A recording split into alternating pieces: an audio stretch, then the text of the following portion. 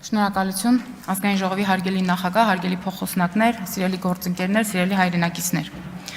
Ես ասացի նրանց, որ ռազմական հեղաշրջում է պետք։ Հայ առաքելական եկեղեցին ապազգային կառույց է։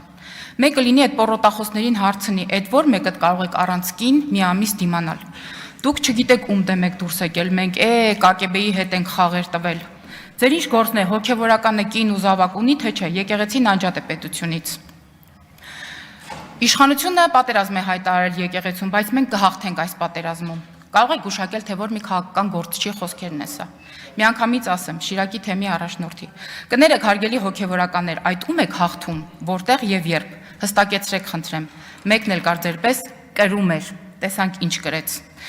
Կխնդրեմ այսուհետ երբեք չանձնավորել ինստիտուտներն ու արժեքները։ Ինձ համար հայ առաքելական եկեղեցին Գարեգին երկրորդը չէ, ոչ էլ Աճապահյանն է, գուցե Արշակը զարմանա, բայց ոչ էլ ինքն է, ոչ էլ առավել եւս Մովսեսի բարդույթով տառապող Բագրատ Սրբազանը, ով ինչպես իր իսկ խոսքերից պարզ դարձավ իր մի քանի գործընկերների հետ, ինչ որ տարօրինակ կենտրոններից հետաքրքիր զանգեր ու հանձնարարություններ է ստանում։ Հայ առաքելական եկեղեցին հայ ժողովուրդն է՝ ի Հայաստան եւ իսփյուռս աշխարհի։ Երբ ամեն անգամ հողում եք հանում Սահմանադրության 17-րդ հոդվածին, ասելով թե եկեղեցին անջատ է պետությունից, ապա հիշեք նաեւ, որ եկեղեցին դուրս չէ պետությունից, առավել եւս վեր չէ պետությունից, եւ հենց սա է որ տանջում է ձեզ։ Որոշ հոգևորականների դժվար է բացատրել։ Եկեղեցու պետությունից անջատ լինելը հարգելի հոգևորականներ չի նշանակում, որ դուք կարող եք զբաղվել քաղաքական գործունեությամբ։ Այն իսկ պահից, երբ եկեղեցին սկսում է քաղաքական հայտարարություններ անել, դադարում է լինել ազգային բացառիկ ինստիտուտ, դառնում է կրոնական կազմակերպություն, դառնում է ՀԿ։ Ես չեմ ուզում իմ եկեղեցուն տեսնել որպես հասարակական կազմակերպություն։ Փոխարենը ուզում էի լսել կաթողիկոսից կամ հայկական եկեղեցուց որոշակի կոչ կամ որոշակի հայտարարություն, երբ մենք ամենաշատը ունեցել ենք դրա կարիքը։ Անգամ այս օրերին Ռուսաստանի Դաշնությունից են Հայաստան ժամանում որոշ հոգևորականներ ի աջակցություն Սամվել Կարապետյանի։ Կցանկանայի գեթ 1 քահանա տեսնել հաց բերողի հետ կապված ողբերգական իրադարձությունների ժամանակ։ Դե հաց բերողը փող չէր տվել ձեզ։ Անունիշ դնեիք գայք աջակցություն հայտնելու։ Կուզեի լսել եկեղեցու կոշն ու արձագանքը այն հոգևորականին, ով հրաժարվում էր զոհված զինվորի համար հոգեհանգստի կարգ մատուցել, հիմնավորելով, թե նա կնքված չէ։ Չեմ լսել ձեր կոչը նաև նոյեմբերի 9-ի գիշերը, երբ հստակ հրահանգավորված զինված խմբերը ավերում էին պետական կառույցները եւ մահափորձ էին կազմակերպում ազգային ժողովի նախագահի, ինչպես նաև Հայաստանի Հանրապետության վարչապետի դեմ։ Հարգելի կաթողիկոս, ինչու չասացիք, որ մենք բոլորս քույրեր եւ եղբայրներ ենք, քրիստոնյաներ ենք եւ պետք է սիրենք միմյանց։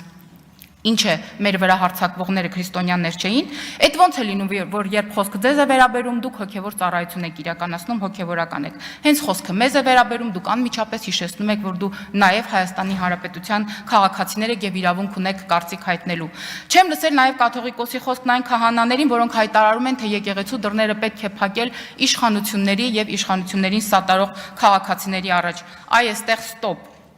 Դուք գտնվում եք ոչ թե ձեր, այլ Աստծո տանը։ Դուք կարող եք փակել միայն ձեր եւ ոչ երբեք Աստծո տան դռները։ Աստծո անունից խոսելը չի նշանակում դառնալ Աստված, դուք ոչ Աստված եք, ոչ Հիսուս էլ, ոչ էլ անգամ Սուրբ եք։ Դուք ընդհանրապես հոգևորականներ եք, գալիս եք եւ գնում եք եւ ձեզ խնդրում եմ չասոցացնեք հայ առաքելական եկեղեցու հետ։ Որոշ հոգևորականներ սա չեն հասկանա,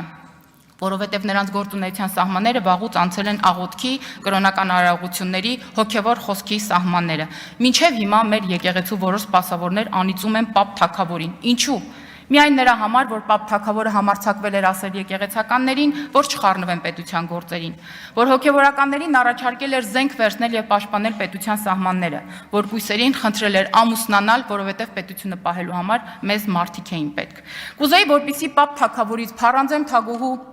քննարկումներից հետո մեր եկեղեցական ժողովներում քննարկման պարտադիր հարց դառնալ, օրինակ, ինչպես է ստացվում, որ ըստ հայտնի տեղեկությունների եկեղեցու մոտակայքում խմբակային բռնության մեջ մեղադրվողի կողմից սարքված եկեղեցու օծմանն եք մասնակցում։ Օրնում եւ օծում եք այդ եկեղեցին։ Ձեր հախն էլ ստանում եք ու գնում եք։ Դուք այդ ինչ գրքերով եք քրիստոնեական ուսմունքները ուսումնասիրել։ Մեր եկեղեցում երբեք չի գործել ինդուլգենցիա ինստիտուտը, բայց դուք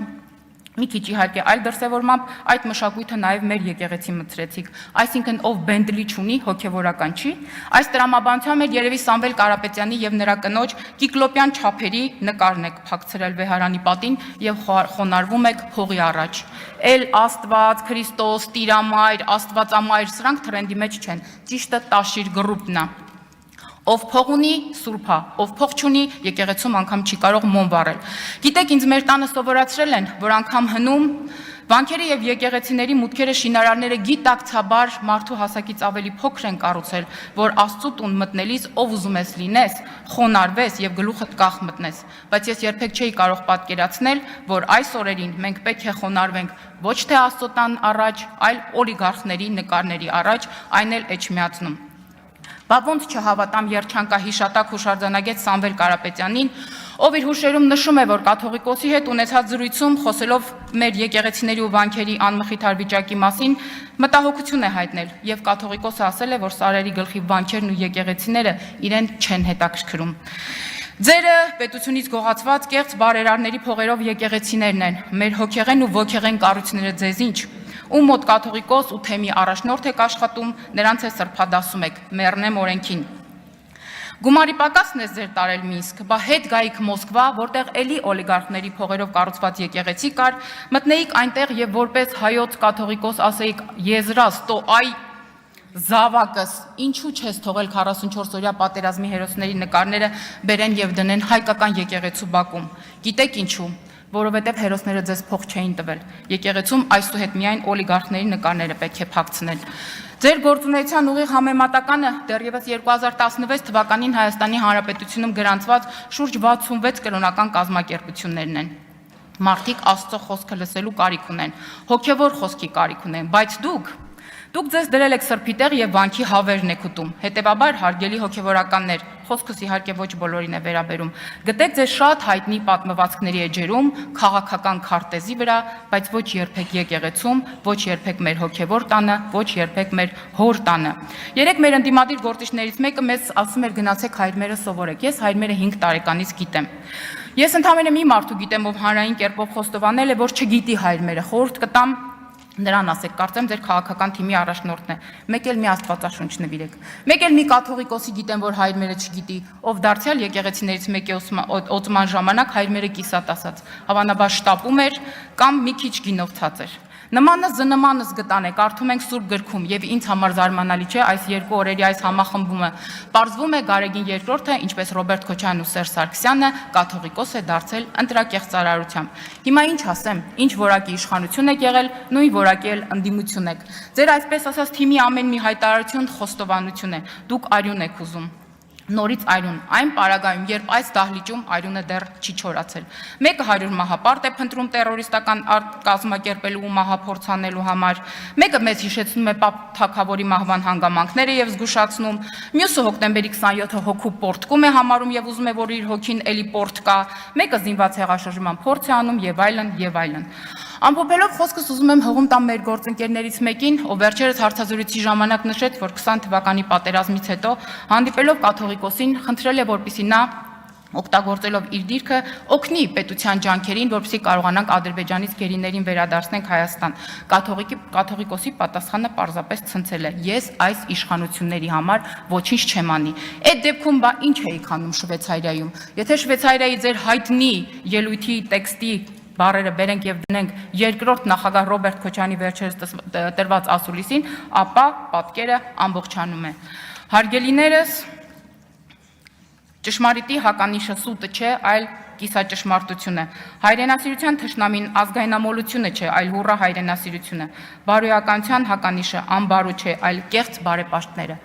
Տիկնարկ եւ պարոնայք, ձեր շարքերում բազմաթիվ են կեղծ բարեպաշտները։ Խնդրում ենք վերանայել ձեր շարքերը։ Եվ Տիկին Վարդանյանին կուզեմ անդրադառնալ։ Տիկին Վարդանյան, ես կարծում եմ դուք մասնագետի կարիք ունեք, որովհետև դուք շատ ագրեսիվ եք։ Տեսեք, եթե ագրեսիվության դեմ պատվաստում կա, ապա կխնդրեմ գնաք եւ պատվաստվեք։ Եվ եթե ձեզ թվում է, որ ով ամենաշատը եւ ամենաբարձրն է հայհոյում թուրքերին, ապա նա էլ ամենահայրենասերն է, ապա դուք ճիշտ եք։ Դա ձեզ միայն թվում է։ Եվ եթե այդպես տրամաբանական լիներ, ապա ես կառաջարկեի, որ մենք ընդունեինք օրինակ հայհոյանքի օր եւ ազգովի նստեինք, անիծեինք ու հայհոյեինք թուրքերին, տեսնեինք դրանից ինչ էր ստացվելու։ Եվ վերջում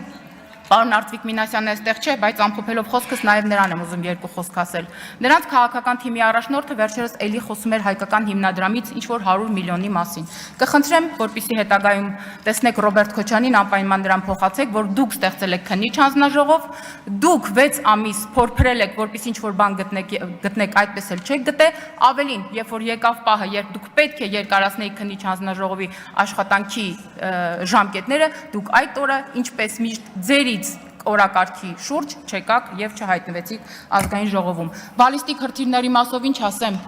մեծ տերություններ իրար հետ կռվում են, այստեղ մեր ընդդիմությունը պահանջում է պարզապես Հայաստանի Հանրապետության վարչապետից, որ մի զանգ կատարի Իսրայել, մի հատ էլ Իրան եւ ասի, խնդրում եմ այլևս իրար չկրակեք։ Այսքանը մեր ընդդիմության եւ մեր հոգեվորականության մասին շնորհակալ եմ։ Չմոռանաք հավանել տեսանյութը եւ բաժանորդագրվել Civic AM-ի YouTube-յան էջին։